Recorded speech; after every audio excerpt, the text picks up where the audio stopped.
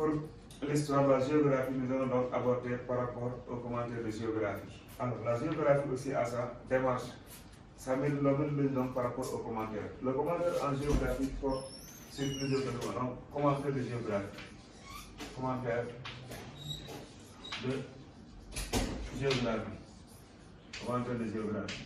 De géographie. Alors, en géographie, le commentaire porte sur plusieurs documents. Donc, c'est un commentaire qui porte sur plusieurs documents. Sur plusieurs documents. Donc, le commentaire de géographie porte sur plusieurs documents. Mais des documents de nature différente. Des documents donc de différentes natures. Alors, quelle peut être maintenant la nature du document en géographie? Effectivement, comme en histoire, on peut avoir aussi un texte. Le document, donc, un texte comme document. Le document, ça peut être un tableau statistique. Donc, accompagné de tableau statistique, soit un ou deux tableaux statistiques. Le tableau statistique. Aussi, on peut avoir comme document une carte. Ça peut être un tableau statistique. Ça peut être une carte. Ça peut être une image. Ça peut être une image. Ça peut être aussi un graphique. Voilà donc les types de documents qu'on peut avoir à exploiter dans le commentaire de géographie. Maintenant, pour faire ce commentaire, il y a aussi comme en histoire des consignes. Et l'objectif par rapport à ces consignes-là, en général, première consigne, on demande à l'aide de calculer.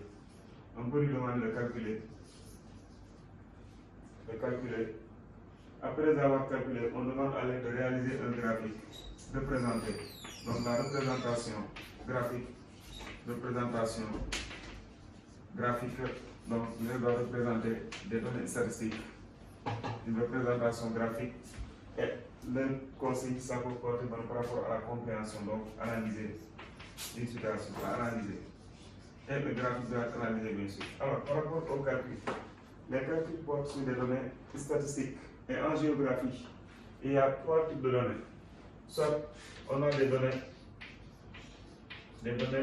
démographiques, des données donc qui sont des données démographiques. On peut avoir des données économiques, ou on peut avoir des données climatiques. Voilà les trois types de données. Donc, concernant les tableaux statistiques. Alors, les calculs portent sur des données de nature différente, données démographiques, données économiques, données climatiques. En seconde, c'était la géographie physique. Et cette géographie physique était accentuée sur le climat. Donc, représentation du diagramme homothétique, c'était des données climatiques, c'était le climat, et la température et les précipitations sont là. On a travaillé en seconde avec des données climatiques. Mais une fois en première et en terminale, les données qui reviennent le plus souvent, soit c'est des données démographiques ou des données économiques. Donc, où on combine les deux mettre dans un tableau statistique. Alors, pour cela, il y a plusieurs types de valeurs. Identifier la nature des valeurs.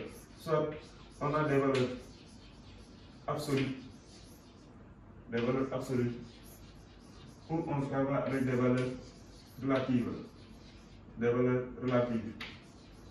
valeurs absolues ou des valeurs relatives. Et quand je parle de valeurs absolues, donc ce sont des données brutes. Donc, les données brutes, ici d'un recensement ou d'une enquête.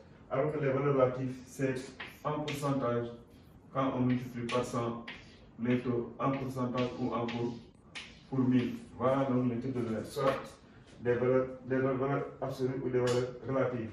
On peut avoir soit des nombres positifs,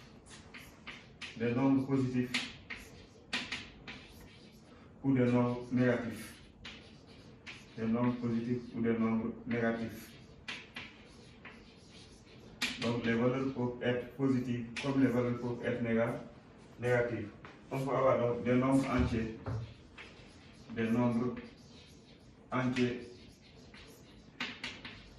ou des nombres décimaux. Des nombres entiers ou des nombres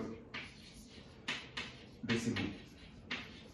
Donc, quand on doit calculer, voir d'abord où on regarde dans le tableau où je dois représenter, est-ce que les valeurs sont absolues ou est-ce que les valeurs sont relatives?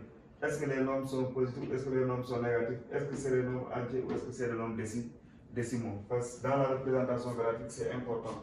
Si l'élève calcule et trouve un nombre négatif, il laisse le signe moins dans sa représentation graphique, il faut passer à côté. Parce que quand il s'agit par exemple d'un diagramme en A, il avait l'habitude de tracer un diagramme en bas où les aides dans un repère, un axe en abscisse et un axe en ordre. Le phénomène était là, représenté mais avec la gradation qui se de 0, par exemple 10, 20, 30, 40. Alors, de là, si on a mis rien mis, c'est parce que c'est le nombre positif. Mais si le nombre est négatif, on est obligé de prolonger l'axe en bas. Et là, on aura moins 10, moins 20, moins 30, moins 40.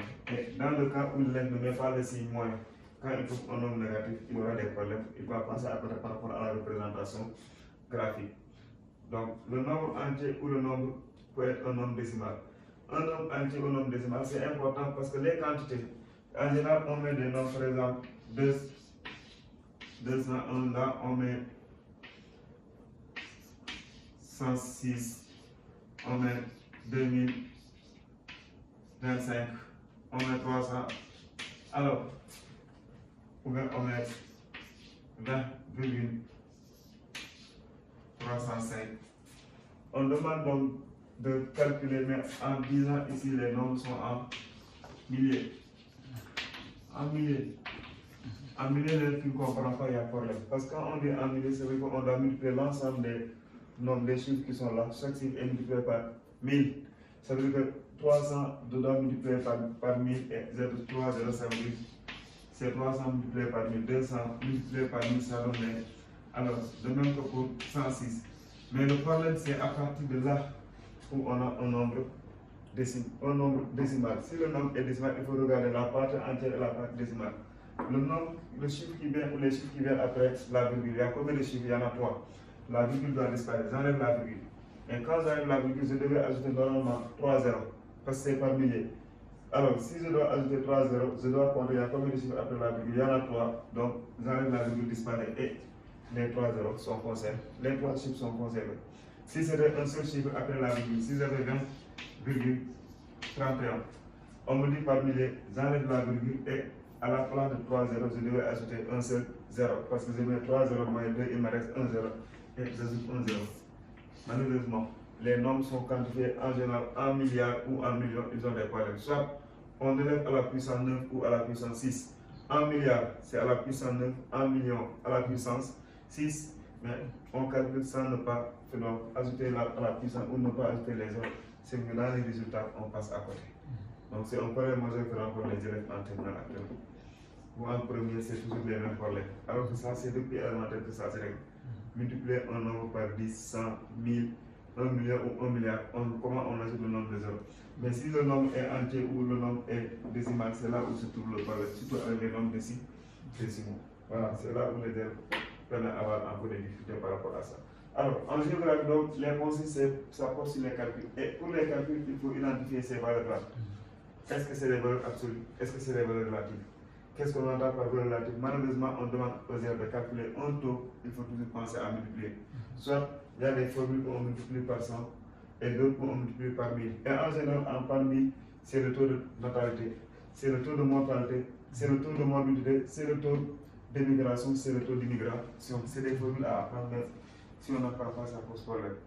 Oui, par rapport au nombre positif et négatif, là, par rapport au calcul des formules, solde migratoire, des fois, ça peut être positif comme ça peut être négatif.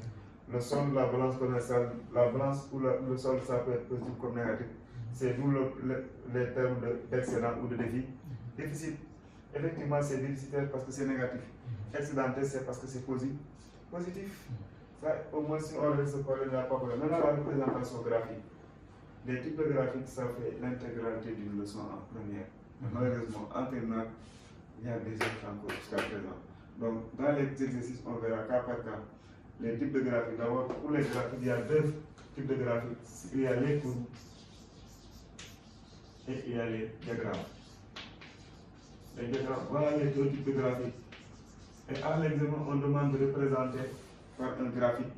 Si on me dit par un graphique, soit le graphique des fois la possibilité de faire une courbe d'évolution ou de faire un diagramme. Courbe, c'est parce que c'est l'évolution d'un phénomène dans le temps. Comme dans les diagrammes, il y a un diagramme en bas qui peut représenter l'évolution d'un phénomène. L'élève a le choix entre courbe et diagramme. Maintenant, si la consigne dit de représenter par un diagramme, moi j'exclus la courbe. Je n'ai pas le droit de représenter par une courbe parce que diagramme c'est diagramme. Mais l'ensemble des deux, on parle de graphique.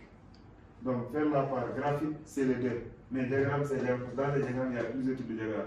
Il y a le diagramme en bas, il y a le diagramme en bas, il y a le diagramme triangulaire, il y a le diagramme en tiroir d'or. Donc il y a tous ces types de diagrammes. Il faut penser à ça. Et chaque type de graphique ou diagramme a sa particularité.